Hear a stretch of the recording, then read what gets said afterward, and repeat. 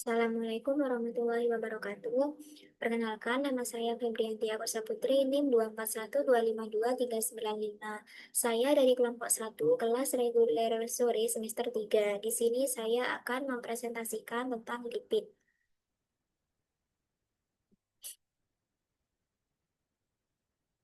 Lipid adalah kelompok beragam senyawa organik seperti lemak, minyak, lilin, dan steroid yang dicirikan oleh sifatnya yang tidak larut dalam air tetapi larut dalam pelarut nonpolar.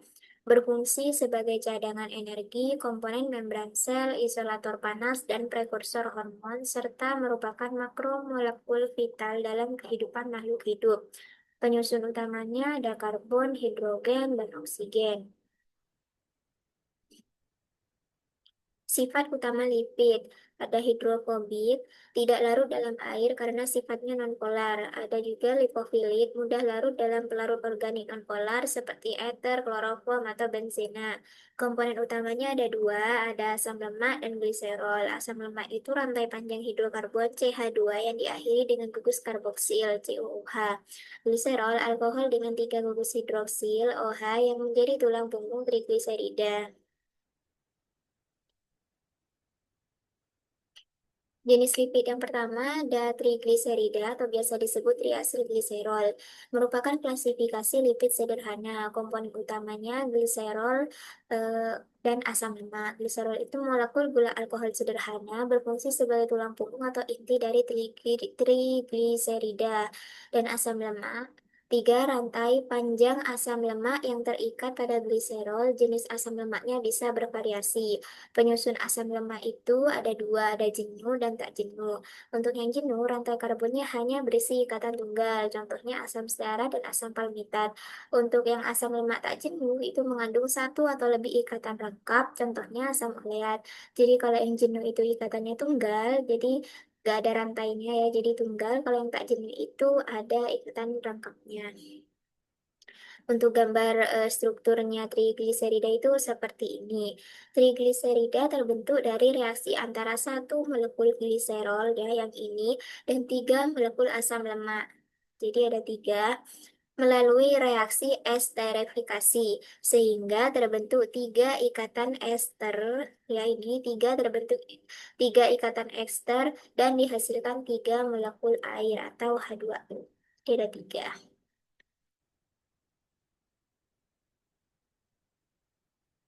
Untuk jenis lipid yang kedua ada fosfolipid. Komponen utama pembentuk membran yang tersusun atas double layer. Struktur amfifilik terdiri dari kepala fosfat atau polar suka air.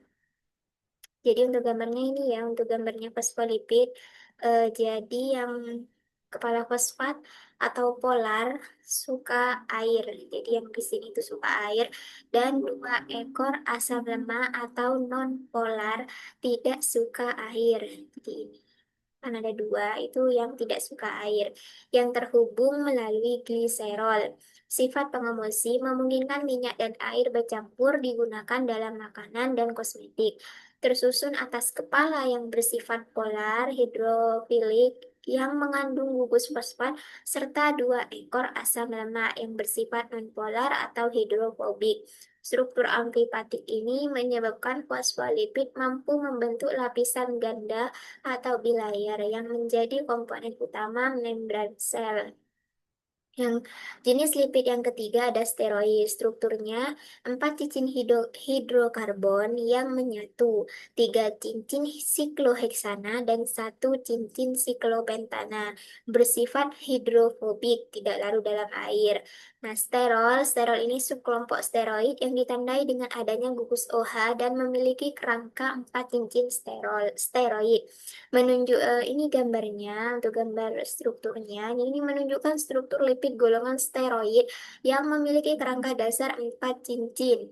Kolesterol, besitosterol, dan kolestanol termasuk sterol karena memiliki gugus OH dan lantai samping khas. Jadi yang atas yang tiga ini termasuk ke sterol karena ada OH-nya, ada gugus OH dan punya rantai samping yang khas. Sedangkan yang kortisol, progesteron, testosteron, dan estradiol ini merupakan steroid. Ya, berasal dari sterol tetapi telah mengalami modifikasi struktur sehingga berfungsi sebagai pengatur aktivitas biologis tubuh. Untuk identifikasi lipid. Menurut jurnal pertama, metode identifikasi lipid yang digunakan adalah uji ketidakjenuhan dan uji akrolein. Untuk judul jurnalnya, uji lipid pada minyak kelapa, margarin, dan gliserol. Uji yang pertama, uji ketidakjenuhan. Digunakan untuk menentukan adanya kandungan asam lemak jenuh atau asam lemak tak jenuh. Reagennya pakai kloroform dan iodin. Nanti sampelnya itu saat ditetesi iodin dan kloroform ini, warna iodinnya itu akan hilang dan atau memudar. Nah, kalau warna iodinnya hilang atau memudar, jadi itu positif lemak jenuh atau lemak tak jenuh. Pada jurnal yang lemak jenuh itu minyak kelapa dan yang tak jenuh itu margarin. Untuk struktur hasil reaksinya yang ini seperti ini. Jadi asam lemak tidak jenuh yang memiliki ikatan rangkap C, rangkap C. Jadi yang ini direaksikan dengan iodin yang ini dalam kloroform. Iodin akan beradisi pada ikatan rangkap tersebut sehingga membentuk ikatan tunggal. Jadi akhirnya ini ya gak ada rangkapnya hilang, menyebabkan lemak menjadi lebih jenuh dan ditandai dengan memudarnya warna iodin sebagai indikasi adanya ketidakjenuhan lemak.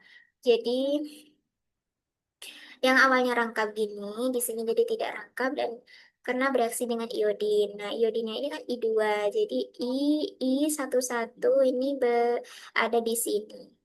Jadinya ini sudah tidak rangkap lagi. Untuk yang kedua, uji akrolein untuk menentukan adanya gliserol. Reagennya gliserol dan KHSO4. Nanti hasilnya pada sampel itu akan berbau khas atau berbau tengik. Hasilnya pada jurnal yang positif itu minyak kelapa untuk hasil reaksi. Struktur reaksinya itu seperti ini. Gliserol dipanaskan dengan KHSO4 sehingga mengalami dehidrasi atau pelepasan molekul air dan menghasilkan akrolein CH2, CH2 rangkap CH, CHO yang ditandai dengan terbentuknya senyawa aldehid berbau menyengat sebagai indikator adanya gliserol atau lemak. Jadi diganti struktur aldehid. Untuk identifikasi lipid jurnal kedua, itu metodenya menggunakan uji kuantitatif atau uji anti kolesterol. Judul jurnalnya uji aktivitas antikolesterol variasi ekstrak etanol sawi pakcoy secara in vitro. Uji kuantitatif atau uji anti kolesterol digunakan untuk mendeteksi kolesterol berdasarkan pembentukan kompleks warna hijau sampai biru. Uji anti kolesterol pada ekstrak sawi pakcoy dilakukan menggunakan metode Lieberman-Burchard yang mengukur penurunan kadar kolesterol secara in vitro. Ekstrak etanol 70% dan 96% diuji pada berbagai konsentrasi. Senyawa aktif seperti flavonoid, alkaloid, tanin, dan saponin berperan mengikat kolesterol sehingga kadarnya menurun. Hasil menunjukkan etanolnya 70%. Hasil menunjukkan etanol 70% itu hasilnya 20,76 ppm. Untuk yang etanol 96% hasilnya 29,10 ppm. Artinya, ekstrak etanol 70% lebih baik karena lebih banyak menarik senyawa polar yang berfungsi sebagai anti kolesterol. Untuk gambar strukturnya seperti ini. Jadi pada uji anti kolesterol metode Lieberman-Burchard, kolesterol direaksikan dengan asam asetat anhidrat dan H2SO4 pekat sehingga terjadi asetilasi dan pembentukan ikatan rangkap terkonjugasi yang menghasilkan warna hijau. Semakin pucat warna hijau menunjukkan semakin sedikit kolesterol bebas karena flavonoid dalam ekstrak dapat berikatan dengan gugus OH kolesterol sehingga menurunkan jumlah kolesterol yang bereaksi dan menyebabkan absorbensi menurun. Untuk jurnal ketiga, itu metode identifikasi lipidnya menggunakan uji saponifikasi. Jadi uji saponifikasi ini untuk mengidentifikasi trigliserida atau lemak. Untuk gambar strukturnya ini ya.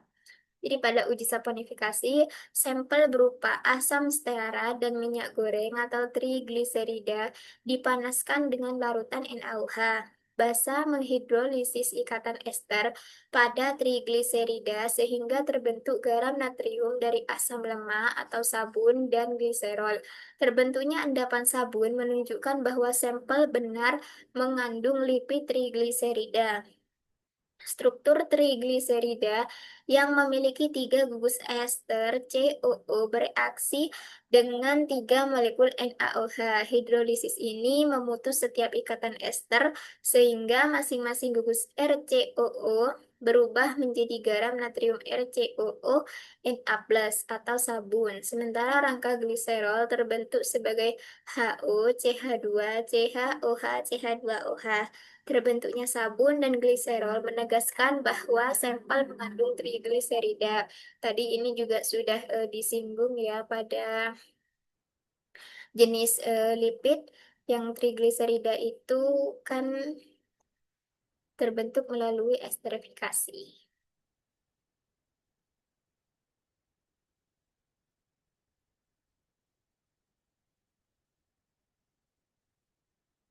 Yang ini,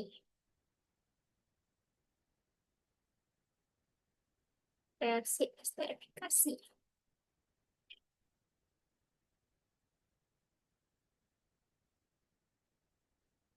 Kesimpulannya, berdasarkan hasil keseluruhan pengujian, dapat disimpulkan bahwa sampel yang dianalisis terbukti mengandung lipid, baik trigliserida maupun asam lemak tidak jenuh yang terindikasi dari terbentuknya produk saponifikasi serta adanya tanda pemecahan gliserol dan ikatan rangkap. Selain itu, ekstrak etanol 70% sawi pakcoy menunjukkan kemampuan terbaik dalam menurunkan kadar kolesterol ditunjukkan oleh nilai EC50 yang lebih rendah dibandingkan ekstrak etanol 96%. Secara umum, rangkaian hasil ini menegaskan karakteristik lipid pada sampel sekaligus menunjukkan potensi sawi pakcoy sebagai sumber senyawa alam yang efektif sebagai anti kolesterol. Sekian presentasi dari saya, kurang lebihnya mohon maaf. Wassalamualaikum warahmatullahi wabarakatuh.